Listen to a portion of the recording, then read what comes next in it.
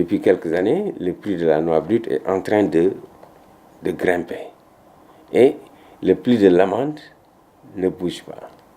Donc il y a quelque part un problème qu'on ne maîtrise pas tellement. Ça peut inciter les producteurs à planter davantage.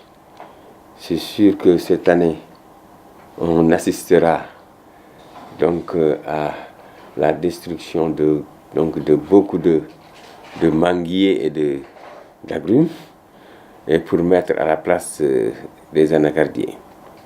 Donc ça, quelque part, ça permet de booster, n'est-ce pas, la production et la productivité aussi.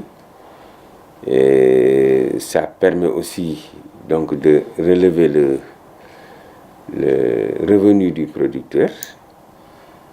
Mais quelque part, ça a des inconvénients. Parce que quand le prix est trop cher, on ne peut pas transformer. Donc les transformateurs ont des difficultés à accéder sur la matière première. L'autre aspect négatif, c'est que ça ralentit un peu la campagne. Quand le prix est très élevé, ça ne permet pas aux acheteurs d'avoir assez de liquidités pour pouvoir s'approvisionner. Et là, ça pose problème aussi. Économiquement, l'anacarde apporte beaucoup donc à la région naturelle de la Casamance. Notre doléance, quand même, en tant que les ouvriers des mécanismes, nous sommes quand même des formateurs aujourd'hui. Nous sommes également des partenaires au développement. Nos doléances sont vraiment multiples. Il y a un problème égal, le prix qui nous intéresse de l'avantage. Nous avons un problème de site de recasement de travail. Nous avons également les outils de formation aujourd'hui professionnels vis-à-vis la nouvelle technologie qui nous interpelle nous tous aujourd'hui d'aller de l'avant. Et surtout quand on parle d'un pays d'émergence, le Sénégal émergent, nous sommes tout à fait partants pour pousser vraiment ce pays d'aller de l'avant. Et deuxième chose aussi, doléance encore aujourd'hui que nous demandons, il y a un problème également aujourd'hui de l'interpellation que nous subissons. Nous subissons dans notre métier. Alors maintenant, aujourd'hui, quelqu'un, c'est dans ton métier aujourd'hui que tu peux avoir des problèmes, on n'en disconvient pas. Mais quand même, nous disons également que les autorités administratives, que nous accompagnent également, nous facilitent la tâche de travail et nous facilitent la tâche également de former cette jeunesse-là. Nous sommes des formateurs et tout ça là. Donc je pense que nous demandons également, franchement, qu'on nous écoute de l'avantage, qu'on nous aide quand même d'aller de l'avant. Et le ministère également, je profite de formation professionnelle que nous travaillons avec. Nous jugeons également que franchement, on a commencé à travailler avec lui. Mais nous souhaitons également franchement que les choses aillent plus vite.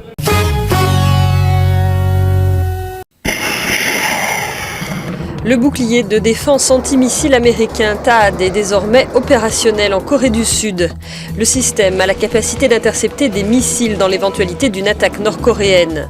Selon les experts, seule une partie du territoire est couverte par le système. Néanmoins, il apporte une protection cruciale et stratégique au pays. Je confirme que le système a atteint une première capacité d'interception pour répondre à la menace nucléaire et de tir de missiles de la Corée du Nord, a confirmé le porte-parole du ministère de la Défense. Les habitants proches de l'installation, située à 250 km de Séoul, ont manifesté à plusieurs reprises leur colère. Au niveau international, c'est la Russie et surtout la Chine qui s'opposent à ce qu'ils considèrent comme une tentative d'incursion américaine dans leur sphère d'influence. Les États-Unis, eux, ont poursuivi ce mardi leur démonstration de force face à Pyongyang avec des exercices militaires conjoints avec les forces de l'air sud-coréennes et japonaises.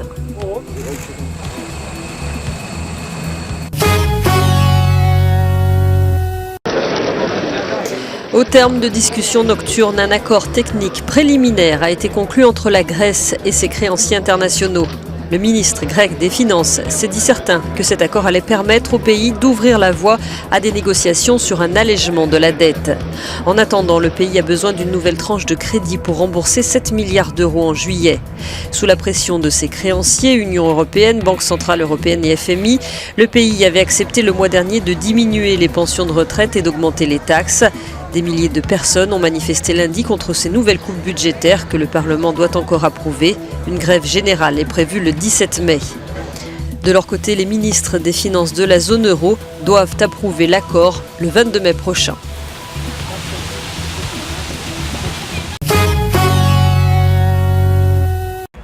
Il ne reste que 5 jours aux deux candidats, Emmanuel Macron et Marine Le Pen, pour convaincre les indécis et les abstentionnistes qui seront une des clés du scrutin de dimanche. Le candidat d'En Marche a tenu son dernier gros meeting d'entre-deux tours à la Villette lundi soir.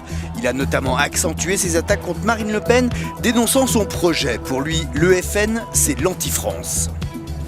Ce qui nous est proposé aujourd'hui par la candidate du Front National, c'est un aller sans retour.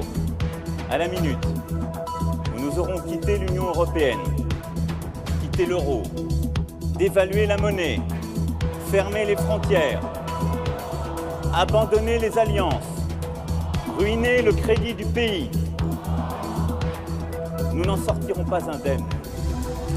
Dernier grand meeting aussi pour la candidate du Front National. Marine Le Pen avait donné rendez-vous à ses militants, moins nombreux que prévu, à Villepinte, dans le nord de Paris. Monsieur Macron, je vous le dis, est le candidat sortant. Depuis le mois de décembre, les Français pensaient s'être débarrassés de François Hollande. Ce président si détesté du peuple français, ce président qui a mis la France en échec, ce président qui n'a jamais présidé pour le peuple. Il l'avait vu partir par la porte et le voici qui revient par la fenêtre. Monsieur Macron a adopté pour slogan « Ensemble la France ». Il eût été plus franc de dire « Ensemble la finance ». Plus tôt dans la journée, lors du traditionnel défilé en hommage à Jeanne d'Arc devant à peine 300 personnes, Jean-Marie Le Pen, 88 ans et fondateur du Front National, a appelé à voter pour sa fille Marine le 7 mai face à Emmanuel Macron.